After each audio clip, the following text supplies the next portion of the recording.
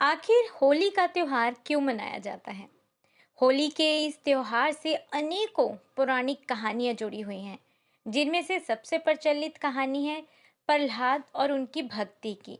माना जाता है कि प्राचीन काल में हिरण्यकश्यप नाम का एक बलशाली असुर हुआ करता था, जिसे ब्रह्मदेव द्वारा ये वरदान मिला था कि उसे कोई इंसान या कोई जानवर नहीं मार सकता, ना ही किसी अस्त्र या शस्त्र से, ना ही घर के बाहर ना अंदर, ना ही दिन में और ना ही रात में, ना ही धरती में, ना ही आकाश में।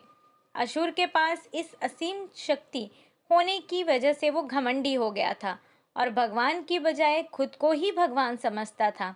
अपने राज्य के सभी लोगों के साथ अत्याचार करता था और सभी को भगवान विष्णु की पूजा करने से मना करता था और अपनी पूजा करने का निर्देश देता था, क्योंकि वो अपने छोटे भाई की मौत का बदला लेना चाहता था, जिसे भगवान विष्णु ने मारा था।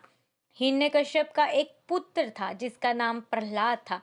एक असुर का पुत्र होने के बावजूद वो अपने पिता की बात ना सुनकर वो भगवान विष्णु की किया करता था।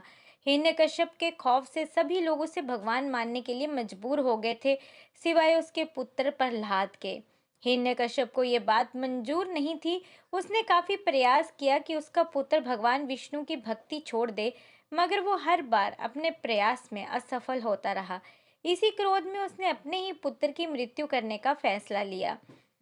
अपने इस घिनौनी चाल में उसने अपनी बहन होलिका से सहायता मांगी।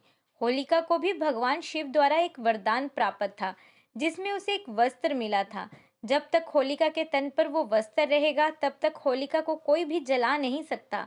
हिरण्यकश्यप ने एक षड्यंत्र रचा और होलिका को यह आदेश दिया कि वो प्रहलाद को अपनी गोद में लेकर आग में बैठ जाए।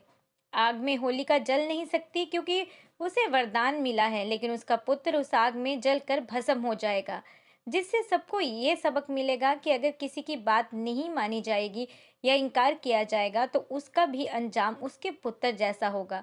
जब होलिका प्रहलाद को लेकर आग में बैठी, तब वो भगवान विष्णु का जाप कर रहे थे। अपने भक्तों की रक्षा करना भगवान का सबसे बड़ा कर्तव्य होता है, इसलिए उन्होंने भी एक षड्यंत्र रचा और ऐसा तूफान चलाया जिससे कि होलिका के शरीर से लिपटा वस्त्र उड़ गया और आग से ना जलने का वरदान पाने वाली होलिका भस्म हो गई। और वहीं दूसरी ओर भक्त प्रहलाद को अग्निदेव ने छुआ तक नहीं। तब से लेकर अब तक हिंदू धर्म के लोग इस दिन को बुराई पर अच्छाई की जीत के रूप में देखते हैं और उस दिन से होली उत्सव की शुरुआत की गई। और इस दिन को मनाने के लिए लोग रंगों से खेलते हैं। होली से ठीक एक दिन पहले होलिका दहन होता है, जिसमें लकड़ी, घास और गाय का गोबर से बने ढेर में इंसान अपने आप की बुराइयां भी इसके चारों ओर घूमकर आग में जलाता है और अगले दिन से नई शुरुआत करने के वचन लेता है।